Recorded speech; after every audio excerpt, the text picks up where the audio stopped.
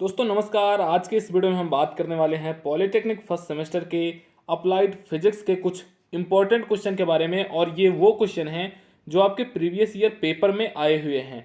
तो कुल मिलाकर के आज हम इस वीडियो में प्रीवियस ईयर के कुछ इंपॉर्टेंट क्वेश्चन को देखने वाले हैं और उनका मैं आपको शॉर्ट सोल्यूशन भी बताने वाला हूं कि उनको आप सॉल्व कैसे कर सकते हैं प्रीवियस ईयर के उन क्वेश्चनों को। तो दोस्तों नमस्कार, आप सभी का स्वागत है आपके अपने प्यारे परिवार लर्निंग डे पर और मैं हूं आपके साथ आपका अपना दोस्त सौरभ ओझा। अगर अभी तक आपने मास्टर क्लास फिजिक्स की और अल्फा क्लास नहीं देखी है तो इन दोनों वीडियो को आप देख लो। इसमें जितने क्वेश्चन हमने बताए हैं तैयार कर लो। आप फर्स्ट सेमेस्टर के फिजिक्स में 110% पास हो जाओगे। और चैनल को दोस्तों सब्सक्राइब जरूर कर लो क्योंकि आने वाले हर एक एग्जाम के लिए सबसे बेहतरीन मास्टर और अल्फा क्लास आपको लगातार मिलती रहेगी इसी चैनल लर्निंग डे पर। दोस्तों सबसे पहला जो क्वेश्चन है ये क्वेश्चन 2 नंबर में आएगा और क्वेश्चन क्या कह रहा कि पलायन वेग को परिभाषित कीजिए। तो सबसे पहले पलायन वेग होता क्या है? तो वह वेग होता है जिस वेग से हम किसी वस्तु को पृथ्वी से फेंक दें तो वह जाकर के आपको जो अंतरिक्ष है अंतरिक्ष में लगातार घूमती रहे, फिर से वापस पृथ्वी पर नहीं आती। वही हमारा जो वेग हो जाता है वो पलायन वेग हो जाता है। यहां से ऑब्जेक्टिव क्वेश्चन बनेगा कि पलायन वेग का मान कितना होता है। तो आपको पता होना चाहिए पलायन वेग का मान।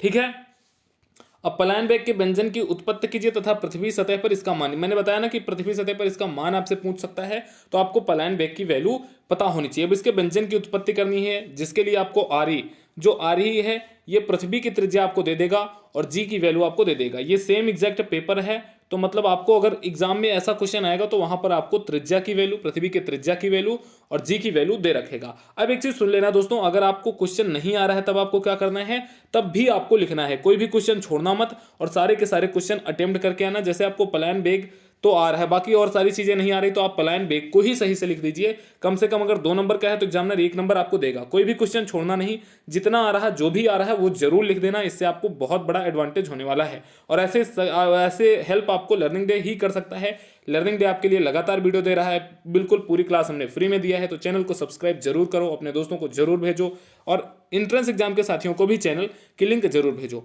अनुरणन काल को परिभाषित कीजिए। दोस्तों अनुरणन काल ये ध्वनि वाला चैप्टर है, साउंड वाला। ये क्या होता है, जैसे हम कमरे में बोलते हैं तो हमारी आवाज चारों तरफ गूंजती है, वही हो जाता है अनुरणन काल। ये आपको बेसिक में बता रहा हूं, लिखना आपको है। आप एक बार बुक से जरूर देख लेना। बुक से देखने से क्या होगा कि आपकी प्रैक्टिस हो जाएगी, रिवीजन हो जाएगा और आप आसान तरीके से हर एक प्रश्न को लिख सकेंगे। ध्वनिक रूप में एक अच्छे हाल के लिए इसको कम कैसे किया जा सकता है और साइबाइन का सूत्र आपसे। साइबाइन का सूत्र इंपॉर्टेंट है। जो साइबाइन का सूत्र होता है इसका एक जो सिंपलेस्ट फॉर्म होता है वो क्रांतिक दूरी, क्रिटिकल डिस्टेंस जो होता है उसकी वैल्यू होती है 0.057 इंटू रूट के अंदर v अपान RT60। जो RT60 होता है ये आपका अनुरणन काल होता है, T जो होता है, और V जो होता है आपका आयतन होता है। किसका आयतन? जिस हाल की हम बात कर रहे हैं, जिस हाल का हमें क्रांतिक दूरी निकालना है या जिस हाल के लिए हमें साइबाइन सूत्र लिखना है उसका जो V होता है वैल्यूम हो जाता है। मतलब कुल मिलाकर के सूत्र को मैं ये रेड वाले बॉक्स में बंद कर दे रहा। सूत्र आपका इतना ही है, आपको ये पता होना चाहिए। बहुत बिल्कुल 3 से 4 लाइन में आप इसको लिख सकते हैं। अवमंदित दोलन, जिसको हम अवमंदित करते रहे, मतलब दोलन चल रहा हो और धीरे धीरे हम उसको कम कर दें। प्रणोदित दोलन क्या होता है? प्रणोदित दोलन आपका होता है जिसमें हम कुछ इंपैक्ट देते रहें लगातार। इन दोनों में आपको अंतर लिखना है। और प्रणोदित दोलन में अनुनाद की क्षीणता तथा गुणवत्ता खंड क्यू फैक्टर आपके लिए इंपॉर्टेंट है। क्यू फैक्टर को आप एक बार देख लेना और अवमंदित और प्रणोदित दोलन में आप अंतर एक बार पढ़ लेना। तो ये वो ऐसे क्वेश्चन है जो आपके एग्जाम में बहुत बार आते हैं। अब यहाँ पर फिर से आपको क्वेश्चन जो मिलेगा, अब यहाँ पर 2 क्वेश्चन आपको सॉल्व करने हैं और दोनों क्वेश्चन 5-5 नंबर के, मतलब 5 नंबर वाले क्वेश्चन में क्या आ सकता है। जैसे सबसे पहला क्वेश्चन आपका रहा मापन में त्रुटि को परिभाषित करिए। मान लीजिए आपको ये समझ ही नहीं आ रहा कि क्वेश्चन पूछ क्या रहा। अब आपको मापन मिल गया, समझना, ध्यान से समझना लिखना कैसे है। आपको मापन मिल गया तो सबसे पहले आप मापन की परिभाषा लिख दीजिए। मापन की परिभाषा लिखने के बाद आपको जो इसमें आ रहा है उसको आप लिख देंगे तो 5 नंबर का क्वेश्चन है, 1 नंबर या 2 नंबर तो मिल जाएगा। ऐसे खाली छोड़ने से तो अच्छा है कि आप कुछ ना कुछ उसमें लिख दें। ठीक है ना। अब मापन में त्रुटि को परिभाषित करिए। आप आसानी से लिख सकते हैं कि जो अनिश्चितता की माप होती है उसे हम त्रुटि कहते हैं। और व्यवस्थित त्रुटि जो आपका सिस्टमेटिक एरर होता है, जो मतलब हमें पता होता है सिस्टम के कारण होता है। यादृच्छिक त्रुटि जो अचानक से आ जाता है, जिसकी इमेजिन नहीं करते हैं, ये आपका हो जाता है। इन दोनों को भी आपको समझाना है। 5 नंबर का क्वेश्चन है। पृष्ठ तनाव को परिभाषित करिए तथा केशिका उन्नयन विधि से जल के पृष्ठ तनाव ज्ञात करने की विधि को समझाइए। इंपॉर्टेंट क्वेश्चन है पृष्ठ तनाव वाला और ये मापन के त्रुटि वाला। इन दोनों प्रश्नों के बारे में हमने बहुत अच्छी वीडियो बनाया था, आप चाहें तो देख लेना चैनल के वीडियो वाले सेक्शन में जाकर के। पृष्ठ तनाव के लिए आप शॉर्ट ट्रिक याद कर लो, T = F/L। अब इसको आप लिख क्या सकते हो, प्रति एकांक लंबाई पर, चूंकि एफ अपान यल है, अगर यल क्या है आपकी, एल लेंथ है, और लेंथ को अगर हम 1 मान ले तो आप लिख सकते हो कि फोर्स और लेंथ के डिस्टेंस को हम तनाव बोलते हैं। सूत्र अगर आपको याद है तो आप लिख सकते हो। और कोशिकीय उन्नयन विधि आपको एक बार पढ़ लेना है। कोशिकीय उन्नयन विधि, पृष्ठ तनाव, मापन में त्रुटि, दोनों इंपॉर्टेंट है। फिर आपका आ जाता है एक न्यूमेरिकल आ रहा है। इस न्यूमेरिकल में आपसे पूछ रहा है जड़त्व आघूर्ण और घूर्णन गतिज ऊर्जा, इन दोनों की वैल्यू पूछ रहा। आपको जो जड़त्व आघूर्ण होता है उसका सूत्र होता है I = mk², और जो आपका घूर्णन गतिज ऊर्जा होता है इसका आपका सूत्र हो जाता है 1/2 I ω²। ओमेगा क्या है, कोणीय वेग है। कोणीय वेग ओमेगा की वैल्यू क्या होती है, RV होती है। नहीं, V = IR क्या होता है, V = R ओमेगा होता है। V क्या होता है, रेखीय वेग, R क्या है, त्रिज्या, ओमेगा क्या है आपका कोणीय वेग। आप यहाँ से कोणीय वेग निकाल लेंगे, यहाँ से आपको डिस्टेंस R की वैल्यू दी गई है, आपको V की वैल्यू दी गई है, M की वैल्यू दी गई है। आप I = mk² से आप निकाल लेना, K मतलब R = K, ठीक है। और फिर आप इसका घूर्णन गतिज ऊर्जा भी निकाल सकते हैं। बहुत बेसिक है, बहुत आपका इजी क्वेश्चन है। यहाँ ऐसा क्वेश्चन आपसे पूछ लेगा तो समझ लो आपकी मौज हो गई। बस इन्हीं दोनों सूत्रों को आपको लगा देना है, आपका जो क्वेश्चन है वो सॉल्व हो गया बहुत आसान तरीके से। ये जो है घूर्णन गतिज ऊर्जा का है और ये आपका जड़त्व आघूर्ण का है। अगला प्रश्न अगर मैं देखूं तो अगला प्रश्न आपका 10 नंबर का है। एक एक नंबर के 10 प्रश्न आपको इसमें सॉल्व करने हैं। अब सॉल्व करना है तो मतलब आपको सिंपल 1 से 2 लाइन में लिख देना है, जिससे गुरुत्वाकर्षण नियतांक का जो बीमीय सूत्र होता है, गुरुत्वाकर्षण नियतांक का बीमीय सूत्र आपसे पूछ रहा है, तब आप क्या होता है इसका बीमीय सूत्र, m⁻⁻1 L³ और T⁻², ये गुरुत्वाकर्षण नियतांक का बीमीय सूत्र होता है। ये आपको पता होना चाहिए। आप इसको रट लो, समझ लो, और एक बार बुक से चेक कर लेना आप। अब केंद्रीय बल का एक उदाहरण, जैसे आपने घर में देखा होगा अपनी दादी माँ को, अम्मा को, मम्मी को मट्ठा मारते हो तो उसमें से जब हम दही निकालते हैं, दही आप कह सकते हैं मक्खन निकालने का जो मेथड होता है वो अपकेंद्र बल के कारण होता है। फिर ऊष्मा चालकता गुणांक का मात्रक आपको यसाई मात्रक बताना है। ऊष्मा चालकता गुणांक का यसाई मात्रक क्या होता है आपका, जूल मीटर सेकेंड केल्विन होता है आपका। एक बार इसको आप ऊष्मा चालकता गुणांक आप देख लेना। मुक्त दोलन में बल नियतांक का मात्रक क्या होता है देख लो एक बार। मात्रक वाले चैप्टर से आपके मैक्सिमम क्वेश्चन आएंगे।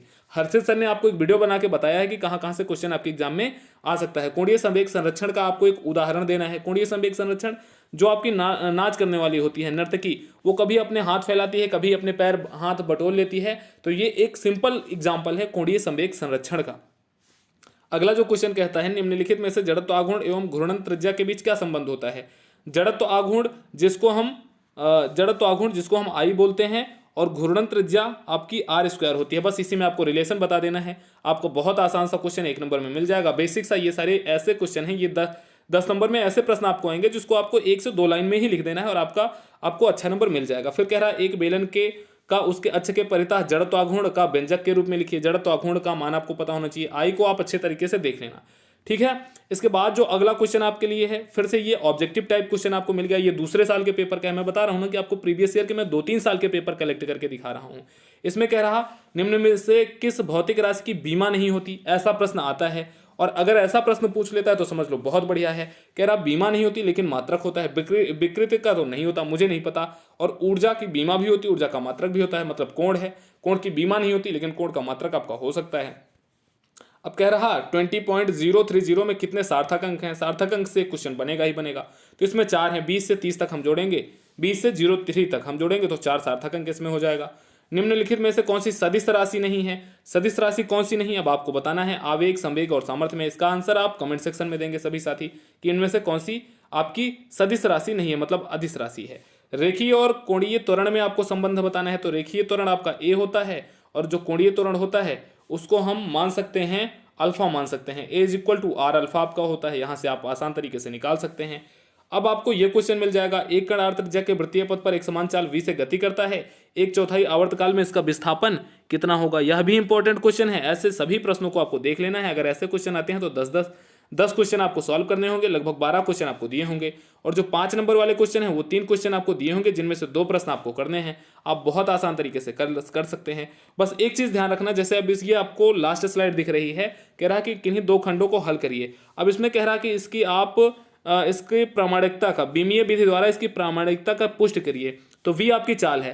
चाल का सबसे पहले आपको बीमा लिख देना है, फिर T की बीमा आपको लिख देना है, फिर यहाँ पर जो आपको ये ओमेगा दिया गया है आप इसको क्या बोल सकते हैं, घनत्व का मात्रक आपको पता होना चाहिए, और जो यहाँ पर लैम्डा दिया गया है तरंग दैर्घ्य का मात्रक, सभी के मात्रक आपको यहाँ पर रख देने हैं। 2 पाई का कोई मात्रक नहीं होगा, हटा देना है। रूट के अंदर टी अपान रो ओमेगा, बस रो लैम्डा, बस इसी को आपको इन तीनों के मात्रक रख के रूट के अंदर निकाल लेना है। आपको मिल जाएगा एम एल, जो भी आपको मिलेगा। वी का जो आपका वी की बीमा क्या होती है, मीटर प्रति सेकंड आपका होता है, तो एम एल टी की पावर -1 आपको मिल जाएगा। एल टी की पावर -1 आपको दोनों तरफ से मिल जाएगा, और यही हो जाएगा करेक्ट आंसर। बस आप आसान तरीके से आप कर सकते हो।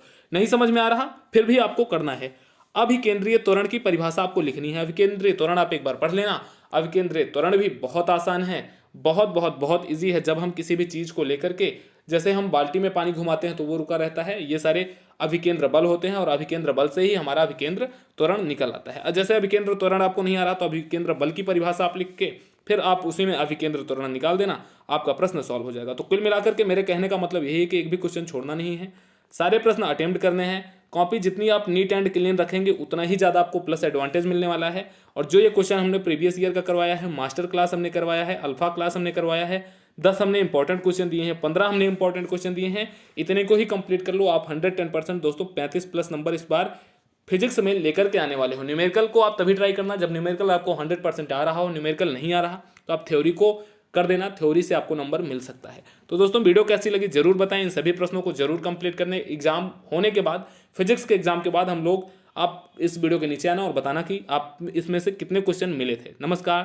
Take care, thank you. Channel को सब्सक्राइब, दोस्तों को शेयर जरूर करें। जय हिंद।